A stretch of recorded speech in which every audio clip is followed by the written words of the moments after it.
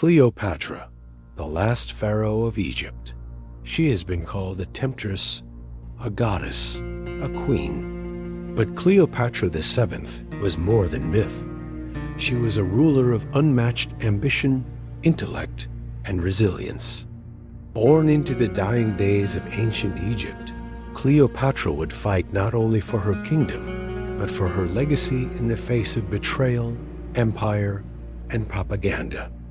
This is the story of how a young queen stood against Rome and became eternal. Before we begin, take a moment to subscribe. Every click fuels this mission, to uncover the forgotten, to give voice to the past, and to remind us that history is not distant. It's who we are. Cleopatra was born in 69 BCE, a princess of the Ptolemaic dynasty, a royal family of Macedonian Greek origin that ruled Egypt for nearly 300 years. Though Greek by blood, Cleopatra was the first of her dynasty to speak Egyptian fluently, a powerful political move that connected her with her people in a way none of her ancestors had. She grew up in Alexandria, one of the most advanced cities of the ancient world, with access to the great library and an elite education. She studied mathematics, astronomy, philosophy, and medicine. She spoke multiple languages: Greek, Egyptian, and reportedly Hebrew, Aramaic, and Latin. She wasn't just royal. She was sharp. But Cleopatra's world was shaped by ruthless politics. The Ptolemies were infamous for marrying and murdering within their own bloodline. At the age of 18, Cleopatra ascended the throne alongside her 10-year-old brother, Ptolemy XIII. Their supposed co-rule quickly became a civil war. She was forced into exile in Syria. She would return, not as a fugitive, but as a queen with a plan. In 48 BCE, as Julius Caesar arrived in Egypt during his pursuit of Pompey, Cleopatra made her legendary entrance into Caesar's palace. Smuggled in a sack or a carpet, she gained a private audience with the most powerful man in Rome. What followed was a brilliant political alliance and a scandalous affair. Caesar restored her to the throne. In return, Cleopatra gave him a son, Caesarion.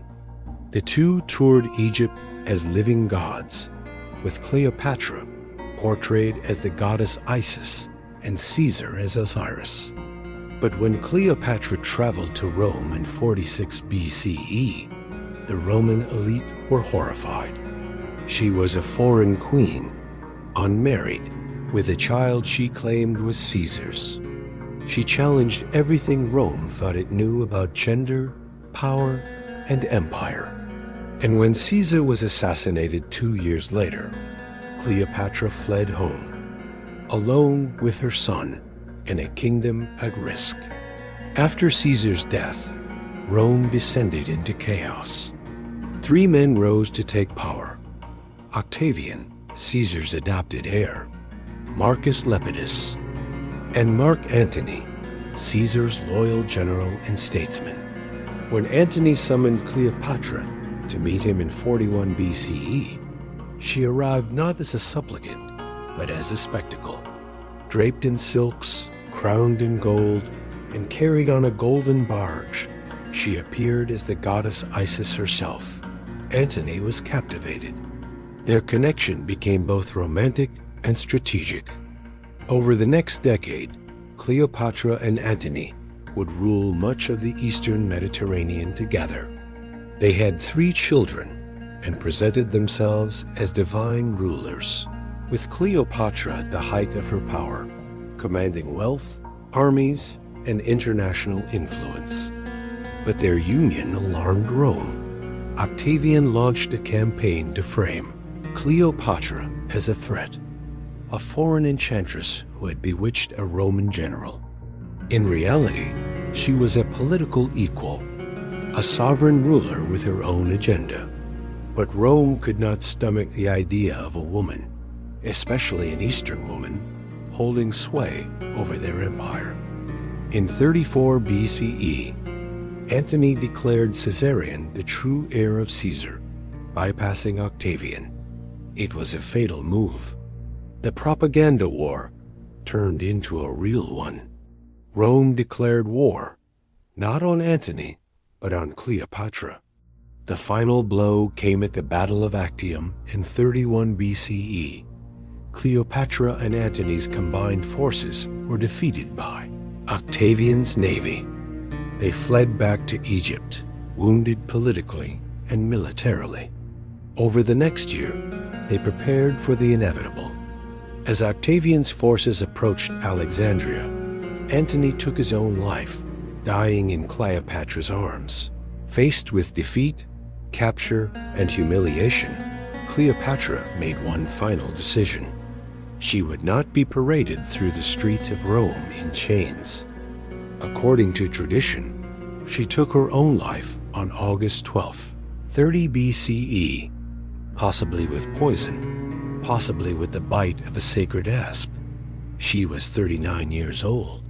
With her death, Egypt fell under Roman control, and the 3,000-year reign of the pharaohs ended. Her son, Caesarion, was executed by Octavian shortly after, but her legacy endured. For centuries, Roman writers depicted Cleopatra as a manipulative temptress. Shakespeare romanticized her. Hollywood glamorized her. But behind every version of Cleopatra was a real woman, fiercely intelligent, politically adept, and unwilling to be erased. She was not merely the lover of powerful men. She was a ruler, a strategist, a mother, and a force of history. Her story is not one of seduction, but of sovereignty.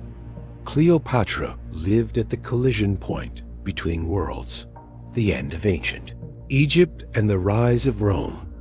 She ruled in a time of turmoil and stood against an empire that would outlive her.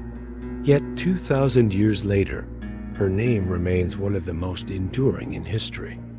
She was the last pharaoh, the last voice of a dying dynasty, and perhaps the first woman to master the art of myth-making.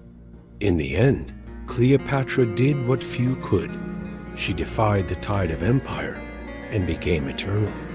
If you enjoyed this journey through the life of Cleopatra, the last pharaoh of Egypt, don't forget to like this video, subscribe to the channel, and hit the notification bell so you never miss a story from history that still shapes our world today. Thank you for watching, and remember, the past isn't gone. It's just waiting to be told.